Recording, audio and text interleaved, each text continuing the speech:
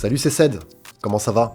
Et si je vous proposais de découvrir une excellente alternative à l'Apple Pencil? Peut-être même la meilleure disponible sur le marché à l'heure actuelle. Il s'agit du stylet A14 de chez MetaPen. Je vais donc vous énumérer toutes les particularités de cet article et le comparer également à celui de la marque à la pomme. Mais retenez déjà une chose, la principale, que 100 € les séparent. C'est pas rien. Parlons tout d'abord de MetaPen. On peut dire que c'est une marque spécialisée dans la conception des stylets, et cela depuis plusieurs années, bien sûr pour l'iPad, mais également pour d'autres appareils, comme la tablette Surface de Windows.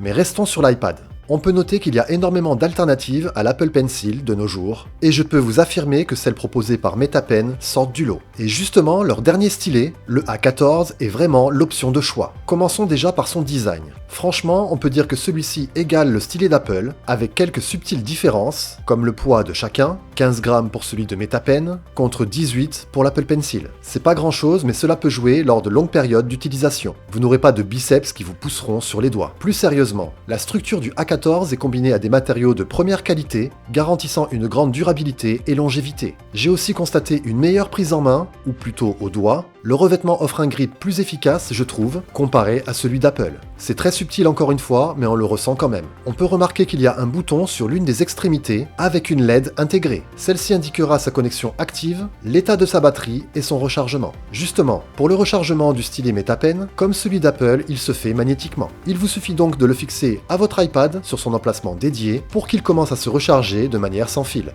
Donc aucune différence constatée sur ce côté-là. On a même le niveau de batterie du stylet qui s'affiche sur le widget de l'écran de l'iPad. Pour l'autonomie, vous pouvez compter jusqu'à 8 heures d'utilisation, sans oublier l'option arrêt automatique qui mettra en veille votre stylet au bout de 5 minutes d'inactivité. Le bouton présent au-dessus a également ses propres fonctions, notamment 2 raccourcis intéressants, un clic renverra au bureau et un double clic au menu multitâche. Je précise pour la connexion du A14 à l'iPad, la manip se fait très facilement en appuyant une fois sur le bouton supérieur du stylet, puis en l'appairant directement dans les réglages Bluetooth de votre tablette. C'est tout simplement. Parlons maintenant des fonctionnalités propres à ce stylet A14. Celui-ci hérite d'une précision d'écriture constante de 0,1 mm offerte par MetaPen, et cela avec une extrême fluidité, sans rupture ni latence. Vous pouvez aussi profiter de la fonction d'inclinaison pour varier l'épaisseur des lignes ou l'obscurité des ombres afin d'ajouter plus de détails dans vos notes, textes, dessins ou toute autre tâche nécessitant cette fonction. Le A14 est également doté de la fonction de rejet de la pomme, empêchant les contacts involontaires de la main posés sur l'écran pendant l'écriture, tout comme l'Apple Pencil en fait.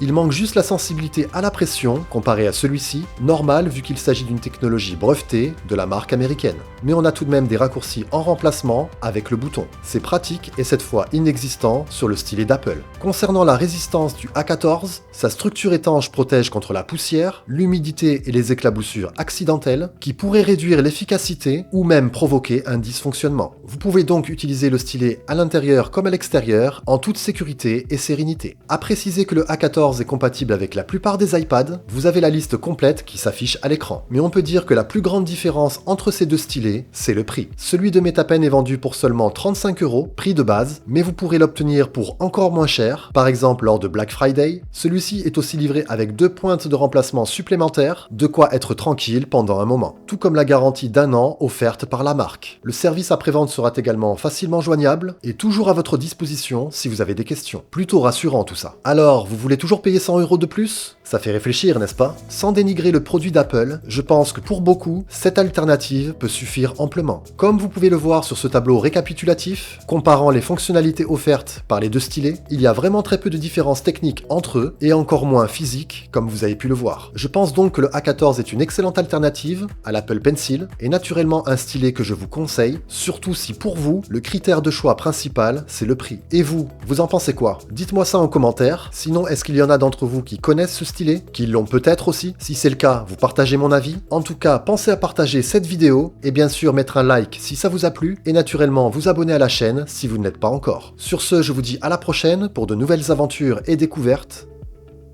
Bye!